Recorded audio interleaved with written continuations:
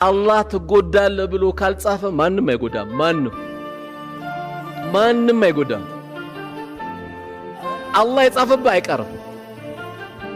ጣሊያንም ሄደህ ብትታከም ጀናዛ ይመጣል ከጣሊያን ካለ ትመጣለህ። አይ አይደለም እዚህ በጥቁር አዝሙድ ትድናለህ ካለ ጥቁር አዝሙድ ውጣ ትነሳለህ። 1000 ዶክተር ስላየም አድንም። አንድ ሰውም ብቻ ስላከመም ደግሞ አትሞትም።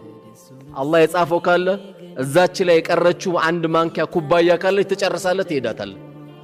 ገና ነው ካለ ደግሞ ትቀጥላለህ።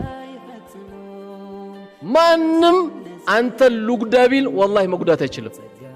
ቢጎዳማ ስንቱ ይጨርስ ነበርኩ።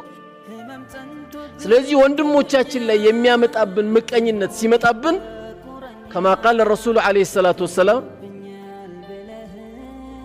በወንድሞቻችን ላይ ምቀኝነት ከች ሲልብን ልባችን ላይ ሲመጣብን የመጀመሪያው እርምጃችን ምን ይሆናል? ኢስቲግፋር ነው። ጌታዬ ወይ ምህረት አንተን እጠይቃለሁ። ኢዛ ሐሰርተ ፈስተግፊሪላህ።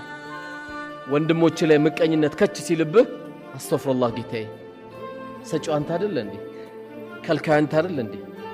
ሁሉ ነገር የምታደርገው አንተ አይደለም ብለህ ለአላህ ምህረት መጠየቅ አለብህ። የምቀኝነት መድኃኒቱ ኢስቲግፋር ነው ማድረግ ያለበት። ስለዚህ ሙእሚን ትልቁ የስነ ምግባር መገለጫው ምንድነው ከተባለ ወንድሞቹ ባገኙት ነገር አይበሳጭም፣ ተደሳሽ ነው በቃ።